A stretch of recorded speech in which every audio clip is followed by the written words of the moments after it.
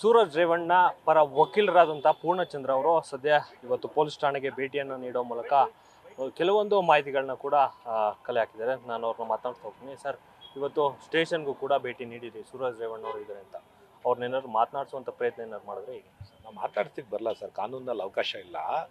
ತನಿಖಾಧಿಕಾರಿಗಳ ಹತ್ರ ಮಾಹಿತಿಯನ್ನು ಪಡ್ಕೊಳ್ಳಿಕ್ಕೆ ಬಂದಿದ್ವಿ. ಯಾವ ಪ್ರಕರಣದಲ್ಲಿ ಬಂಧಿಸಿದ್ದೀರಾ, ಎಷ್ಟೊತ್ತಿಗೆ ಬಂಧಿಸಿದ್ದೀರಾ, ಅವ್ರನ್ನ ಎಷ್ಟೊತ್ತಿಗೆ ಕೋರ್ಟಿಗೆ ಪ್ರೊಡ್ಯೂಸ್ ಮಾಡ್ತೀರಾ ಅನ್ನೋ ಅಷ್ಟೇ ವಿಚಾರಕ್ಕೆ ನಾವು ಬಂದಿರೋದು. ಅಷ್ಟು ವಿಚಾರಣ ಅವ್ರು ಮಾಹಿತಿ ಕೊಟ್ಟಿದ್ದಾರೆ. ಇವತ್ತು ಸಂಜೆ 5:30 ಬೆಂಗಳೂರಿನ ಜನಪ್ರತಿನಿಧಿಗಳ ವಿಶೇಷ ಕೋರ್ಟ್ಗೆ ಅವ್ರನ್ನ ಪ್ರೊಡ್ಯೂಸ್ ಮಾಡ್ತಾರೆ ಹೋಮ್ ಆಫೀಸಲ್ಲಿ. ಅಲ್ಲಿ ಹೋಗಿ ನಾವು ಕಾನೂನಾತ್ಮಕವಾಗಿ ಏನು ವಕೀಲರು ಪ್ರತಿನಿಧಿಸಬೇಕೋ ಆ ಕೆಲಸವನ್ನು ಮಾಡ್ತೀವಿ. ಗುಂಪುವಾಗಿ ಏನು ಯಾವ ಪ್ರಕರಣದಡಿ ಇವರು ಪ್ರಕರಣವನ್ನು ದಾಖಲು ಮಾಡ್ಕೊಂಡಿದ್ದಾರಂತೆ ಸೂರಜ್ ರೇವಣ್ಣ ಅವರು, ಅವರ ತನಿಖೆಗೆ ಯಾವ ರೀತಿ ಸಹಕಾರ ನೀಡ್ತಾರೆ? ನಿನ್ನೆ ಹೊಳೆನರಸೀಪುರ ಗ್ರಾಮಾಂತರ ಪೊಲೀಸ್ ಠಾಣೆಯಲ್ಲಿ ಅವ್ರ ಮೇಲೆ ಒಂದು ಪ್ರಕರಣ ದಾಖಲಾಗಿದೆ. ಆ ಪ್ರಕರಣದಲ್ಲಿ ಅವರನ್ನ ಇವರೇ ವಿಚಾರಣೆಗೆ ಬಂದಾಗ ಅವರು ಬಂಧಿಸಿದ್ದಾರೆ.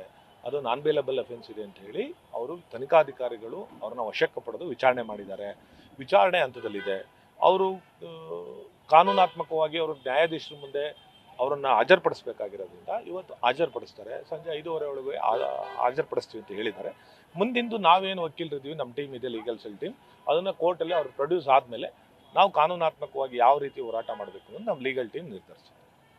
ಈಗ ಇಲ್ಲಿ ಅಂದರೆ ಹಾಸನದಲ್ಲೇ ಏನಾದ್ರು ವಾದವನ್ನು ಮಾಡೋ ಮೂಲಕ ಅಂದರೆ ವಕಾಲತನ ವಹಿಸ್ತೀರಾ ಅಥವಾ ಬೆಂಗಳೂರಲ್ಲ? ಇಲ್ಲಿ ಬರೋದೇ ಇಲ್ಲ. ಅದು ಇಲ್ಲಿ ನ್ಯಾಯಾಲಯಕ್ಕೆ ಜೂರಿಡಿಕ್ಷನ್ಸ್ ಇಲ್ಲ.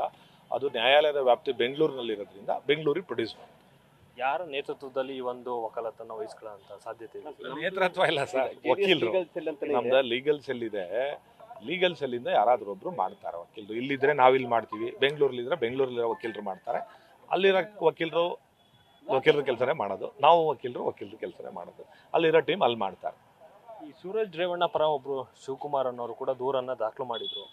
ಅವರು ಇದಕ್ಕೂ ಮುಂಚೆ ಏನಾದ್ರು ನಿಮ್ಮ ಹತ್ರ ಭೇಟಿ ಏನಾದ್ರು ಮಾಡಿದ್ರಾ ಅಥವಾ ಏನು? ನನಗೆ ಗೊತ್ತಿಲ್ಲ. ಶಿವಕುಮಾರ್ ಯಾರು ಗೊತ್ತಿಲ್ಲ, ನಾನು ನೋಡುವಿಲ್ಲ. ಆ ವಿಚಾರ ನನಗೆ ಮಾಹಿತಿನೂ ಇಲ್ಲ.